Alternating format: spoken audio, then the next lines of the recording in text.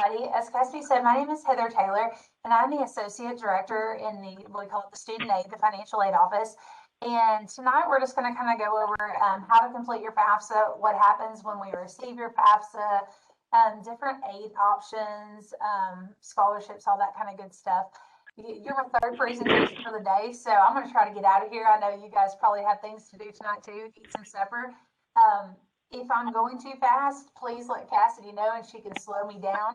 I will hang around. I know Cassidy will too at the end if you have questions, or like she said, just put them in the chat and we'll do them as we go along. So the first thing we're going to talk about is who can receive federal aid. And hopefully all of you have completed your FAFSA, but if not, we need to get that taken care of pretty quick, especially if you're going to, attend the fall 2021 semester. So to receive federal aid, the student must be a U.S. citizen or a permanent resident, have a valid Social Security card, either have a high school diploma or a GED. Males must be registered for the Selective Service, which on this, I know some students, some males are not 18 whenever they graduate from high school, or maybe when they complete the FAFSA. So there is an option that you can hit register me. The student will hit register me, and then once they turn 18, or even if they are 18 and not registered, it will register them whenever their birthday rolls around and get that taken care of. The student must be in an eligible degree or certificate program. That just means, like, I can't come out here, if I want to receive federal aid, I can't come out here and just take some art classes for fun and not really have a degree in mind. Here at Tech, there is an undeclared major. I believe maybe for the first year, so many hours, the student is allowed to be undeclared. That is an eligible degree program because you're eventually going to get towards something. So undeclared is okay for an eligible degree. And also you must be making satisfactory academic progress. So we call that SAP. And that's just the GPA and the completed hours. And your student, whenever they receive the award letter, it'll tell them what those SAP standards are. So how to apply for student aid? The first step is the FSA ID. So the student and the parent must create an FSA ID. And this is your legal signature for anything with the federal student aid program. So signing a promissory note for loans, or signing the FAFSA every year. You can apply online at this link right here. We say if you've already done that, it's okay, but we try to tell students not to use their high school email address, just because if somewhere down the road you forget the FSA ID, it's going to want to send it to an email address possibly, and of course they're going to shut that off in May when you graduate. Also, the student and the parent must have two different email addresses, and the parent, down here at the bottom, that infographic, the parent only needs one FSA ID. So if there's 3 students, if she has 3 kids in school, the parent needs one FSA ID, but each child has to have their own. This FSA ID is good throughout, your undergrad, your grad, and your doctoral program, unless the federal government changes something. So it's going to be with you for a while, so write it down or keep it on your phone. A lot of students do that. So the next step is complete the FAFSA. So you have your FSA ID. Normally you have to wait like 3 to 5 days for them to verify with the Social Security Administration. Then you can complete the 21-22 FAFSA if you haven't already. Now this application is good for the fall 2021 and spring and next summer. Now just kind of a side note, I didn't put this on here, but if you're a student, or if you are the student and you're attending like Upward Bound, or you plan to go this summer, you also need to complete the 2020 and 2021 FAFSA. So you're going to complete 2 different ones if you're planning on going this summer. Now next summer, this one's going to take care of you. So we can get that taken care of.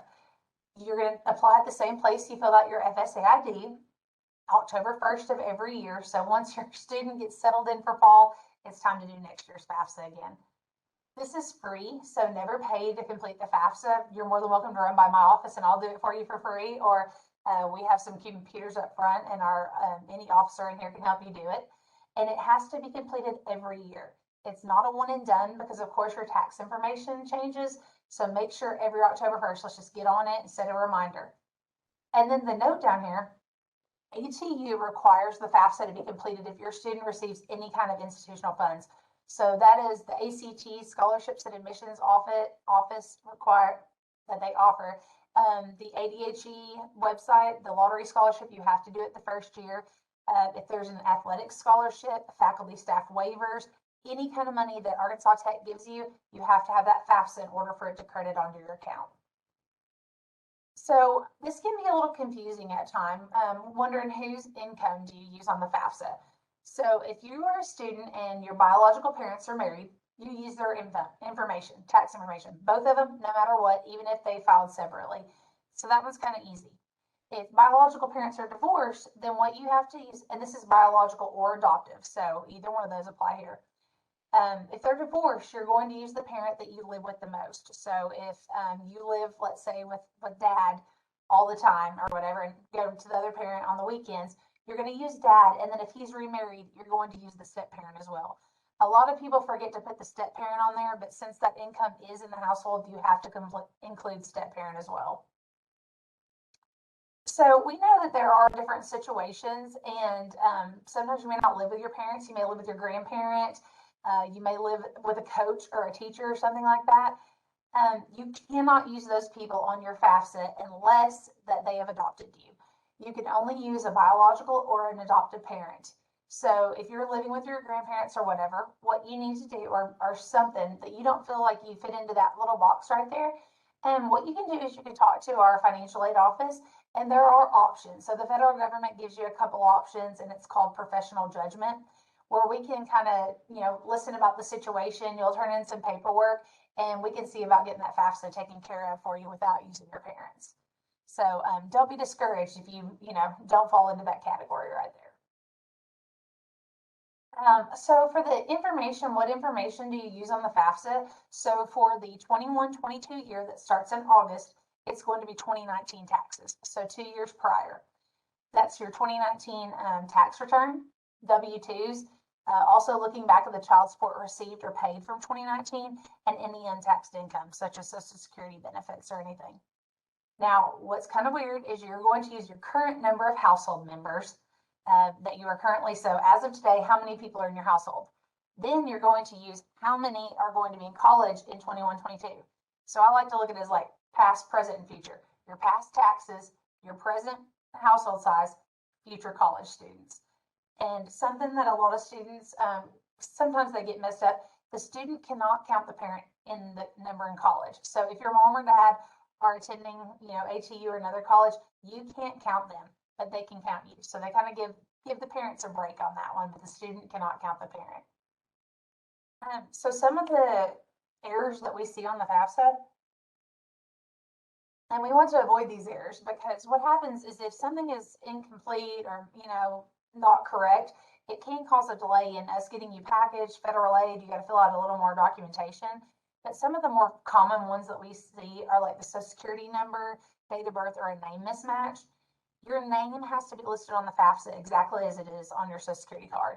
So if your name is Kenneth Jones, but you go by Ken, if it's Kenneth on your Social Security card, you have to put your legal name. Also, if you are a parent filling out your students' FAFSA, that happens a lot, make sure to enter their information. Sometimes we get where parent may enter their Social Security number, kid's name, and somebody else's or another sibling's date of birth. So just make sure to verify that information. We talked about this, the income earned by your parent or step parent. Make sure to add that up correctly. U.S. income taxes paid, which we're going to talk about the data retrieval tool here in a minute. But if you use the IRS data retrieval tool, you don't have to worry about that. The household size, which we talked about, and missing signatures. So if you are a dependent student and it requires the parent's information on the FAFSA, you and the parent have to sign that with your FSA IDs at the end before you hit submit. Anytime you make a correction, you have to sign, both of you, and hit submit, or it's going to go rejected, and I'm going to get it, and it's going to say rejected, and I can't even see it. I can't do anything with the rejected FAFSA. So make sure that you and your parent both sign the FAFSA. So you completed it. Hopefully, like I said, we've completed it already, but if not, that's okay. So the school is going to receive the FAFSA electronically, and hopefully if you've completed this a while back and if you haven't received one of these missing information emails, let me know and we'll look at you. But you should receive a missing information email, and it's going to go to the student's OneTech email address and any email addresses that are currently listed on the FAFSA. Make sure, like Cassie was showing you, where that student portal is. That is where everything is going to be at. We'll direct them to that portal, and anything with a red check means we need it. Anything with a red flag. Anything with a green check means you're good to go. So you want all green checks. That's That's the goal. On verification, the federal government chooses about 30% of students at random for this process. All it is they're saying, hey, school, we just need you to verify, double check that what the student and parent put on the FAFSA is truly correct and matches their taxes and everything. So what we may ask for is the copies of your tax return transcript, W-2s, proof of untaxed income, such as like Social Security benefits, and a verification worksheet, just to kind of verify how many are in your household and how many are truly in college. So on that copy of the tax return transcript where it says DRT is your friend, that's that data retrieval tool I was talking about in the FAFSA. It gives you the option if you want to link to the IRS with your tax information. I highly recommend you do that if you can.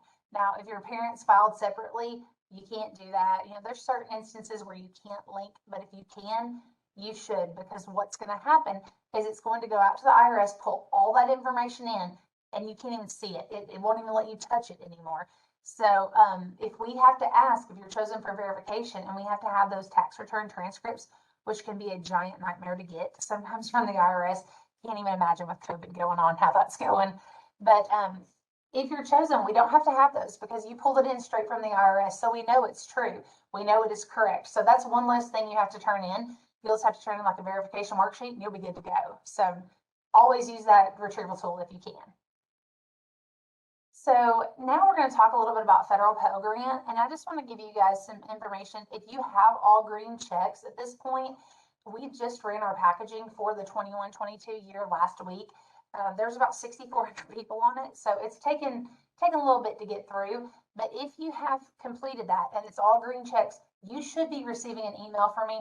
My target date is Friday at the latest, so hopefully you'll receive something from our office that'll tell you how to go out on that One Tech portal again and how to accept this information. One of the big things a lot of students are familiar with is the federal Pell Grant. This Pell Grant is based on the expected family contribution, or the EFC, and the enrollment status. So you putting in all that information on the FAFSA, the tax information, number in the household, number in college, the federal government throws that in a big formula and gives us this EFC. The lower the EFC, the higher the Pell Grant. So a 0 is full Pell Grant, which down here is $6,495 for the year in 21-22. If you get up around probably 5,000 as an EFC, you're kind of running out of Pell Grant eligibility. So if it's much higher than that, the student's not going to be eligible for the Pell Grant. So, and this, you do not have to pay Pell Grant back. It's free money. So we all want Pell Grant, of course. Federal work study is also, this is a need-based, and it's based on the EFC from the FAFSA. This allows the student to earn money to help pay educational costs. So like my office has, I believe, 4 student workers. I know Cassidy and Admission, they hire student workers. And what it is work study. So you can go out and get a job at McDonald's, whatever, and that's fine. But if you work here on campus, then what it does is it goes around your class schedule. I know here in town, they're really good about going around your schedule too. But like I think I had one show up today because some other ones had tests or they needed off or whatever. So it's very flexible. It's minimum wage, and the work study offer does not guarantee a job. So at Tech, when I send you that award letter that says, hey, you have this much Pell Grant and this much work study, that does not mean that your student has a job or that you have a job if you are the student. You actually have to go out and actively seek the job. So if you know of a department, let's say you want to work in the biology department, you can contact that department and see if they have any openings for 21-22, and they can, talk to you and get that paperwork filled out. Otherwise, if you don't know, or you're just like, hey, I'll take whatever at this point, there is a place on your One Tech called Handshake. And Handshake is kind of like a big place where everybody posts their job. So if financial aid has a work study job open, we send it out to Handshake. That way everybody can view it and look at it and apply for it. Do we have any questions yet, Cassidy, or are we good? Okay. Okay, so now we've talked about the free money. So loans, number one, it's a loan, so it has to be repaid, of course. The options here, they're all direct loans. They're actually through the federal government is who is lending the money to the student. They are in the student's name. So whenever we send you this award letter, it's going to possibly have subsidized and unsubsidized. Those are both in the student's name if they choose to accept them. The student has to go out on the one tech to accept it. We never accept a loan for the student. So the two different types, the subsidized, the student must demonstrate need. So it is based on, the student's, what we say, cost of attendance, and then that EFC that the federal government sends us. This one is the better loan because it is subsidized, which means the government pays your interest until the student goes into repayment, which is 6 months after the student graduates or drops below 6 hours. So the unsub, it's not a bad loan. It's not. What we and how we tell them apart is unsub, we say unfavorable. It's not bad. It's still a low interest rate, and these are all fixed interest rates, but it's not need based. So as long as there's room in your budget out there, you're going to get an unsub loan. The difference in this is the interest starts the day of the first disbursement. So if I take out a loan and tomorrow it disperses, that interest is going to start accumulating tomorrow, and it's going to be compounded quarterly. So me as a freshman, I had no idea what that is. Okay, when I started here when I was 21, I had no idea what that was.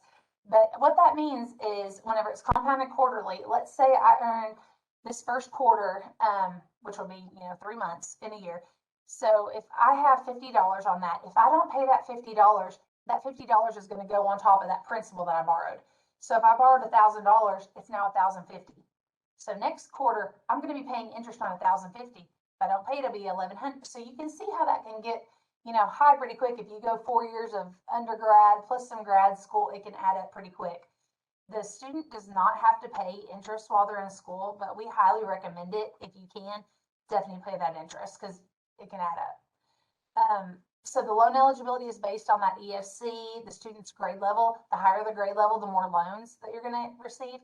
Also, it's based on other financial aid. So if they get a bunch of other scholarships and stuff, they may not have as much student loans on there, which is good because we'd rather have the free money.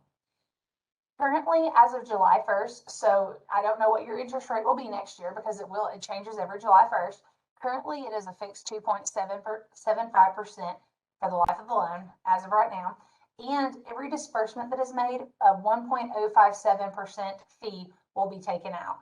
So if you get let's say $1,000, it's going to pay $990. So just know that if you have to pay off a bill, you're going to have to take it a little more than what you owe. And we kind of talked about this a little bit, but there's no payments required while the student is at least half time. And there's a 6-month grace period after they drop below 6 hours or graduate. And there is no penalty for early prepayment. So you can pay it off early, not a problem. So this one is directed at the parents. This is the Parent Plus loan. This is another option. So this one is actually going to be in the parent's name, and it's going to go towards the student's cost. So you will apply. You actually apply online. It will not be open until July the 1st. So because the credit runs out after 6 months, so I don't like to open it in August or in April, and your credit expires before December. So we kind of like to hold out a little bit. So around July 1st of 21, this application will open online, and you actually go out there, you apply. It is credit based. So if you don't have good credit or don't have any credit, it can be denied. What happens with the Parent Plus loan, if it's denied, they don't want to punish the student for the parent's credit or lack of credit. So what we can do is we can actually increase their unsub loan. They'll send us that denial, let us know it's been denied, and that unsub, that more unfavorable loan, we will increase that one just usually by about $2,000 a semester instead of the Parent Plus loan. If it is approved, then it is in the parent's name. Currently, of course, in July, that's going to change. It's a 5.30% fixed interest rate. And they hold out quite a bit more out of the loan fees. So they're going to hold out, as of right now, 4.228% out of that disbursement. So, you're going to get a little bit less than you would with a regular loan. Also, repayment is different on this. So on the parents, you guys are going to go into repayment 60 days after that loan is dispersed fully. So if your student goes fall and spring and you get a fall spring loan, your second disbursement should come in and pay in January, probably the middle of January when school starts. So you're going to go into repayment maybe the end of March or April. So keep that in mind. Now it can be deferred while the student is in school, but it's not automatic. The students are automatically deferred, but the parent must request this. So just kind of keep that in mind. If you want to, go ahead and defer that, just contact the lender. They'll send you all kinds of information so you'll know who it is. So now we're going to transition from federal loans or federal aid to scholarships. So probably the one that everybody is most familiar with is the Arkansas Department of Higher Ed's programs, or ADHE. The lottery scholarship, that's, or the challenge scholarship, however you know it. I think everybody pretty much knows it is the lottery at this point. The website to apply for this is scholarships.adhe.edu. Hopefully, I know a lot of high school counselors are pretty good about getting you to go to this website and complete that. So make sure that is done. At the bottom, it shows the deadline is midnight, July 1st. If you try to get on July 2nd, you can't even find the application. So that application is going to get you applied for the challenge scholarship. It's like this challenge scholarship, which your freshman year is normally $500 fall and $500 spring. So if you complete that freshman year, then it goes up to $2,000 fall and $2,000 spring. So there's quite a big jump between your freshman and sophomore year with the challenge scholarship.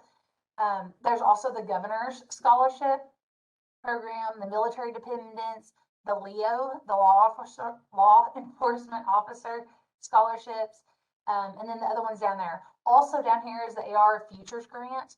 That is a lot of the students that attend the Ozark campus. That is for the technical degrees and the associate degrees. So they hand out a lot of those awards. All of this is free money as well. And you must have a FAFSA on file this first year to apply for these ADHE scholarships. So make sure to have your FAFSA done and the scholarship application done by July 1st. So scholarship searches, everybody's always asking, hey, do you know any extra scholarships? So what I always suggest is the college or university's academic website, which here at Tech it's kind of nice because your application for admission applied to you for any ACT-based scholarships. That is something I think is really awesome. Our admissions office does, so that we don't have to fill out a separate application to make sure you do both of them and don't forget. Also, your high school counselor, they know all kinds of scholarships we don't even know about. So always talk with them. If you have a local library, they sometimes have, scholarship information in there. Parents' places of employment, Tyson, Walmart, my husband's place of employment gives out scholarships. Always have your parents check with them and see if they have any scholarship money available. Local businesses and civic organizations, there's the VFWs, there's all kinds of just little shelter insurance, different scholarship organizations that, just kind of check that out around your community.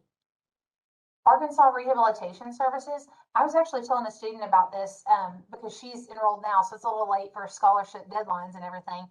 But Rehab Services, what this is they're a corporation, a company that gives out, it's free money to students with disabilities, and it doesn't have to necessarily be a physical. It can be a physical, mental, a learning disability, ADHD, dyslexia, torn ACL, all kinds of disabilities. So if you think that if you're the student, or if you're a parent and you think your student might be eligible for that, there is an office here in Russellville. There may be one closer to you, but I'm pretty sure everybody here, it's probably going to be Russellville. You can just Google Arkansas Rehabilitation Services. It's here on Arkansas Avenue, and get their phone number. There is a deadline. I'm not sure when it is. The disability has to be proven, so of course you'll have to have doctor's notes. But sometimes they pay books. Sometimes they pay up to $2,500. I'm not sure how they base that, but it is free money and definitely worth looking into. And kind of the last thing I'm going to leave you with is always make sure that your search site is reputable. You don't want to send money to get money, because that's kind of counterintuitive. You could use that $200 to pay off your balance instead of send it to somebody else who's going to scam you. So always make sure that it's a reputable company. And here's my information. I am in the financial aid office on the second floor of RCB, or the Brown building is what they call it, right across from student accounts. So you can kind of, take care of financial aid and run across the hall and take care of your account if you need to. There's my email address and my phone number if you guys ever want to get a hold of me. We are open, so is admissions, Monday through Thursday right now, 8 to 5 in office, and then Fridays we work from home. All right. Well, thank you so much, Heather. If y'all have any questions, like I said, feel free to contact her or send me a quick text, and we'd be happy to help. So y'all have a great rest of your evening.